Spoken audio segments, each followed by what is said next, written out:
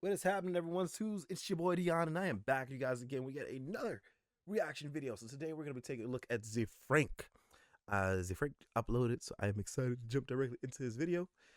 If you guys enjoy my videos, please be sure to hit the thumbs up button and subscribe down below for more videos just like this one. Also shows Z Frank some love. Like, I love all of his videos. I'm a very, very, very big fan, and I'm excited to see what he has to say about uh the freaking little mantis. Sponsored by Brilliant. Pray mantis. When they first emerge from the nursery that their mother built, mantids don't look like much. Sort of a booger but rib for pleasure vibe. Not all that intimidating at this point, are they? Yo, now, the first order of business is to rig why does them it out look? of a tight Oh, cocktail dress oh, sort of it looks membrane weird. that surrounds them. Oh, and as they do, you can oh, start to see their legs and their antennae. You know, getting those antennae out, that's a real bitch. That membrane she was in is attached to the inside of the egg case by a silken thread that her mummy made. Some foresight there, because this little baby can use it to climb down. Of course, she's not alone. She's got some siblings up in there. And pretty soon there's a whole mess of them hanging by their butts like anatomically correct Spider-Men. And women, when they finally get down from the ropes course, the world is a bit stacked against them. I mean, they're barely a thing at this point. You can see right through them. The outside bits probably don't even have that much of a crunch. And to make matters worse, there isn't that much of a sibling bond going on. Around the same time that you and I were swaddled up and sucking on a tit, these ones are surrounded by cannibals. Look at this one. He's pulling on his own leg to get away from that ass biter. Now, if they survive that gauntlet, they have to get themselves some food and shelter. At this stage, they don't have their wings. They can, however, jump. And they're damn good at it, too. Look at this one mugging for the camera. Shameless. It's not about you. Hey, like, they can even push off smooth surfaces like glass. that man just look at the camera like, hey, why are you in my business? Leave me alone. Don't make me jump up in that goddamn camera. These little toe pads for extra grippage. Because they're pushing off with their back legs, their bodies rotate in the air. But they can stabilize this with their Really, Jerry? Yes, I want you to change it. All right.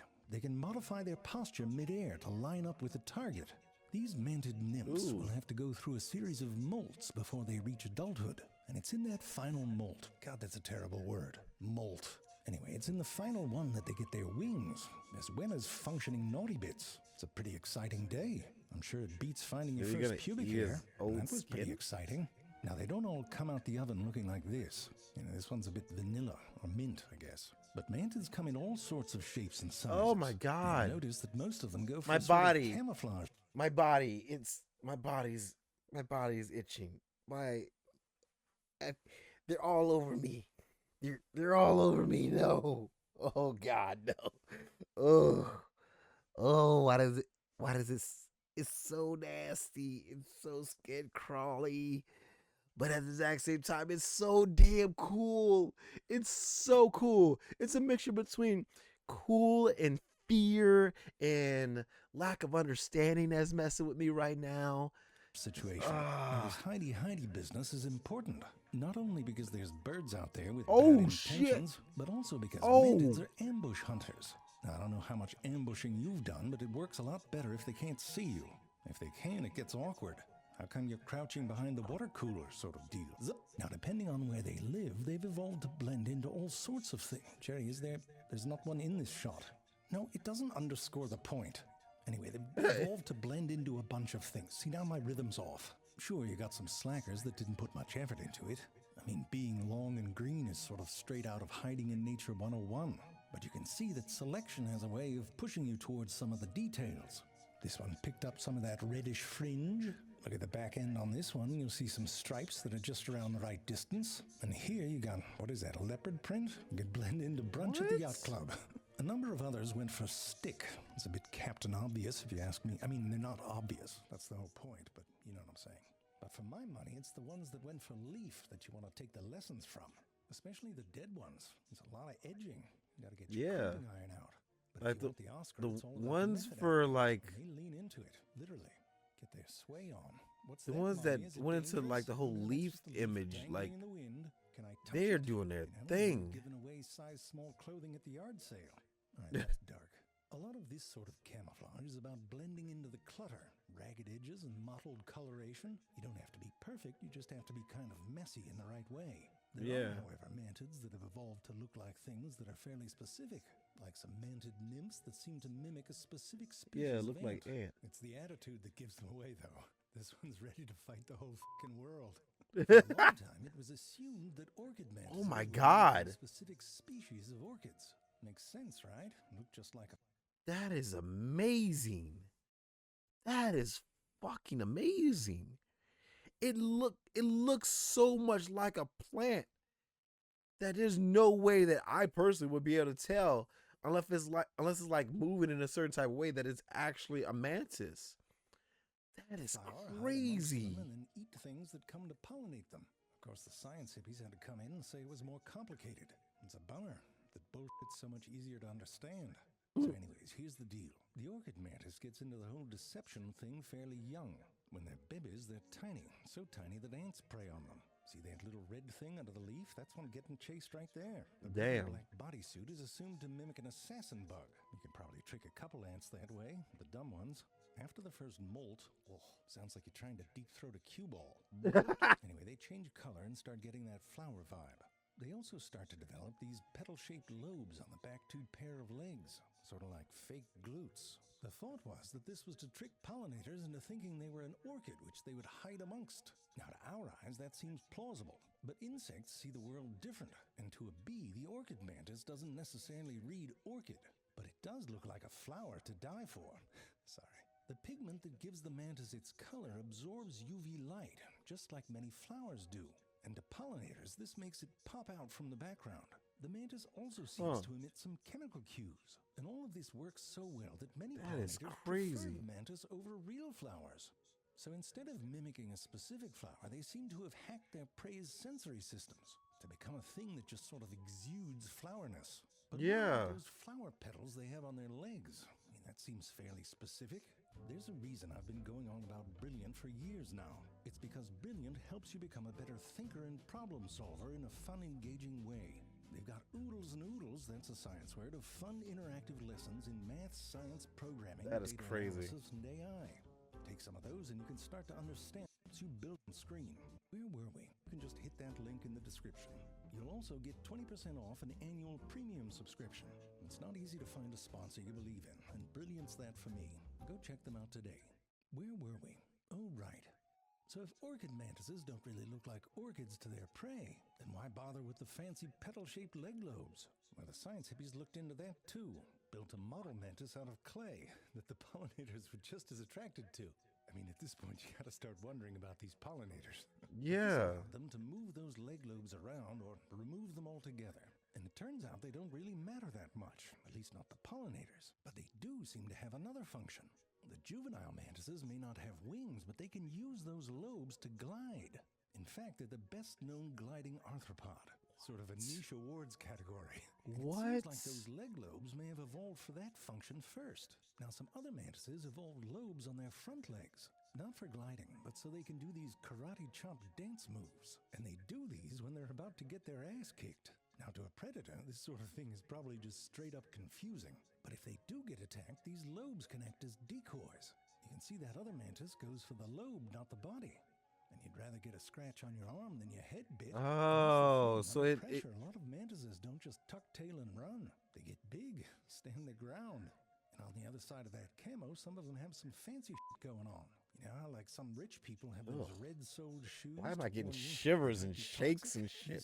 My body's just to shaking. confuse a predator, make them pause for a second and wonder just who it is they're fucking with. Now you're probably wondering how well it works, and I'll let you know how this scene plays out in a minute. But you'll notice that this one's sort of swaying back and forth. It's not just to look cray-cray, it also has to do with how mantises perceive depth. Just by moving their head, even with a single eye, they can use something called parallax. The idea here is that as you move, things closer to you move more than things farther away. Here, we'll track the tips of these two leaves. You know something's closer to you because it appears to move a lot more than the stuff behind it. Another way to judge depth is pretty straightforward, literally. It's called looming. That's when an object appears to get bigger in your visual field fairly quickly. You don't need a ton of fancy calculations to know you're about to get hit in the face. Yeah. Mantises have another trick, and for that it's worth a refresher on how we perceive depth. We use something called stereopsis. Because our eyes are a few inches apart, the image that's projected onto the back of each eye is slightly different. You know this because when you were bored as hell as a child, you'd focus on an object, then alternate which eye was open and watch things that were in front or back of that object shift. Listen, I grew up in the 80s. That's what we did. It adjusts what itself. What our big fancy brain does is take these two different images and essentially move them over each other to find areas of matching brightness. The more it has to shift these images to match an object, the closer that object is. The brightness of that object in each eye has to be roughly the same, though. If you put on special glasses that reverse the brightness in one eye, even though the shapes are the same, we could no longer compute the depth. Now, our brains are constantly doing this brightness matching, and it's a heavy lift. Insects and their tiny brains, by and large, don't do this. Their eyes also see two slightly different images, but their brains don't really match them up. But mantises seem to be unique among insects in that they do something similar to what we do. And it comes in handy when they want to eat one of those little green burritos there. Perthwap. Instead of matching up brightness in each eye, they match up areas where there's motion. Doesn't even have to look the same in each eye, just has to move. Schwaba!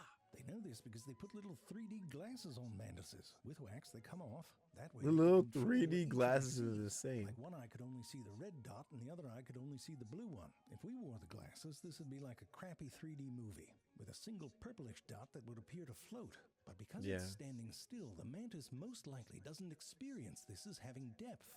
But once those dots start moving, the mantis system turns on. Now with those glasses, it's all 3D. And when it appears to be in the sweet spot about 2.5 centimeters away, they strike. So those little mantis brains don't have to calculate all the time, only when it counts. Only when it's actually near them. Mantis strikes, I told you that we'd follow up on this scenario. Oh, all right. I thought the mantis had it.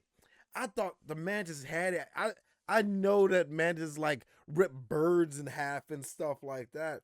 I thought the mantis had it with the lizard for a second there. Damn, you poor thing. No, lizards and you poor thing. Beef. You did not deserve that.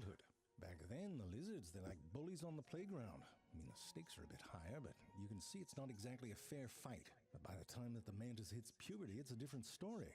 Look at that, he's found his swagger. Not sure that shaking your ass has ever looked so intimidating. That lizard's having some second thoughts, isn't he? And then by the time they're full grown, I mean, it's oh my God. And I'm sure in this situation, you do the same thing that the he doesn't even seem like he's even wanting to attempt to fight him. Bravado. And the technique, by the way, you'll notice that it went right for its head. It's like fighting a zombie. You got to take out the brain. Because here's what happens when you don't. Now, this is a little unusual because you see that the mantis use the tip of That's its what happens, bro. That's what happens. Normally, the mantis strike is much more grabby. I'm sure you've seen it. Sort of starts off in a reverse boxer pose. The front part of the leg, the tibia, is folded back against the femur. And by the way, this right here is what happens when you cut funding. Science hippies can't even afford the real flowers. Gotta go down to the Dollar General in their home decor section. Whoops. Now inside those legs, they're all Popeye, filled with these bulky muscles. When they're in this cocked pose, they build up a little tension. And then if something gets in their strike zone, the whole thing goes off in 2 stages. Oh, geez. Jerry, can you get one that's not an idiot? In the first stage, they get one that's not an idiot? Damn. The legs just beyond the prey. Then the flexors kick in, putting the brakes on that movement and snapping the tibia back towards the femur, trapping the prey between those 2 rows of spines.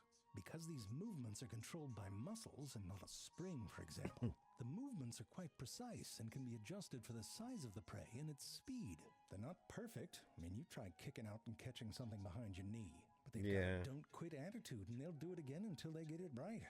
Now, there is this one newly discovered species in Peru that seems to do it a bit different.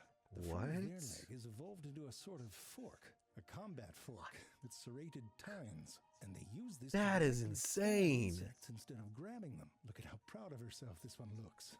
Now, if you mix all this weaponry with that built-in mantis aggression, you'd imagine that making babies can get a bit intense. In most cases, the female is larger, so you definitely want to wait till she's ready. And luckily, she makes that pretty clear. She's got a gland in her abdomen that releases some let's get busy stank. Now, in many species, you can't see it, but you can see this sort of drop that ass pose that she assumes. Drop that ass pose is insane. Sort of a lifting butt. Sorry, more of a lifting. But the female stenophila lubrivertex has a very prominent gland. Pops right out and wafts its beguiling pheromones. Now, the male's antennae are packed with these little sensory hairs that can pick up on those cues. When he does do, it's usually best to approach with a bit of caution. You've seen what happens when things appear in their strike zone. Now, there are exceptions. The male springbok Mantis is a bit short on patience. He goes right in and makes a wrestling match out of it. It's a bit of a questionable tactic. About half the males are dead before they even get a chance to mate. And the female often gets injured. The whole thing's a mess. In most species, the males have more chill. You know, play it cool until you're close enough and on the right side of those grabbers. Then you make your move. From here, it's a bit of a make sure you bring the manual sort of sex, because the female has a genital plate that needs to be pried open. Typical male, he's got a whole bunch of tools for the job. There's a hook for the prying, and then another doodad to hold it open. The males typically approach from the right and dress to the left, as the tailors say. And as you can imagine, the whole thing often takes some doing. Once it's all in place, the transfer of his sperm to her spermatheca can take between 20 minutes and 6 hours, depending on... God damn! Might be thinking about work, or the cat jumps on the bed. Now, most of the time, for most species, the male walks away just fine. Sure, once in a while, she's hungry. We've all been there, and DoorDash takes forever. Mummy, do you remember Daddy? Sure, he was delicious, great looking. Now, the female sort of pockets that sperm and can use it a few times. I mean, you can't blame her. Who wants to go through all that every time you want to make a baby? But when she's ready, she lays down a frothy substance, a bit like spray foam insulation, which later hardens into an ootheca. What the fuck?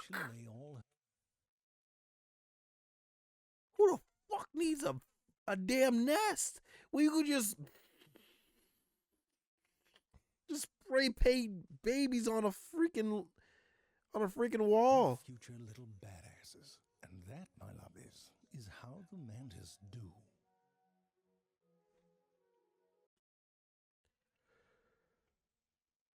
Oh my God. Who the you would you I would you if you the if you I am both fascinated but also disgusted